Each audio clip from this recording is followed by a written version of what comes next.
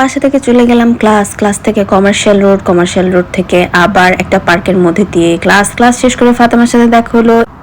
Hello everyone, this is Preeti and you are watching Preeti. আমি ইংল্যান্ডে থাকি। ফাতেমার আমি চলে এলাম কেএফসি থেকে বের হয়ে ফাতেমার আমি একটু হাঁটাহাঁটি করলাম কমার্শিয়াল রোডে। এরপরে করলাম একটা মজার অ্যাক্টিভিটিস যেটা কখনোই কমার্শিয়াল রোডে আমি খেয়াল করিনি। সেটা হচ্ছে যে এখানে বাচ্চাদের জন্য কয়েকটা অ্যাক্টিভিটিস করার জায়গা আছে, বাট এটাতে বড়রাও চড়তে পারে। সেটা হচ্ছে এরকম রোল রোল রোল রোল ঘুরে, এবং এটার নাম কি আমি জানি না, এটার নাম আমি দিছি চাকার মতো ঘুরে। অ্যান্ড আমি অনেক মজা করলাম।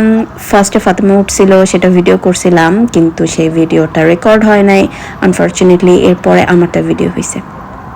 সো ফাতেমা হচ্ছে আমার এক্স হাউসমেট। আমি এর আগে যে বাসায় থাকতাম সেই বাসায় ফাতেমা থাকতো, ইনফ্যাক্ট এখনও থাকে।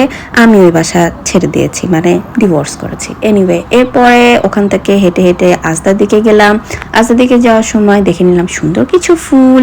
এই ফুলগুলো উইন্টারের সময় ফুটে, কিন্তু এখন ইংল্যান্ডে সামার চলে আসছে। এরপরে বাসায় চলে গেলাম। বাসা থেকে আবার বের হয়েছিলাম খাওয়া দাওয়া করার জন্য। ভেবেছিলাম আমরা যাব পিৎজা খেতে এবং ইস্তাম্বুল গ্রিলে এসেছিলাম। এর আগের কোনো একটা ভিডিওতে তোমরা দেখেছো এখানে আমরা পিৎজা খেয়েছি, কিন্তু এখানে আসার পরে উই ডিসাইডেড যে আমরা পিৎজা খাবো না, তারপরে বিরিয়ানি খাবো।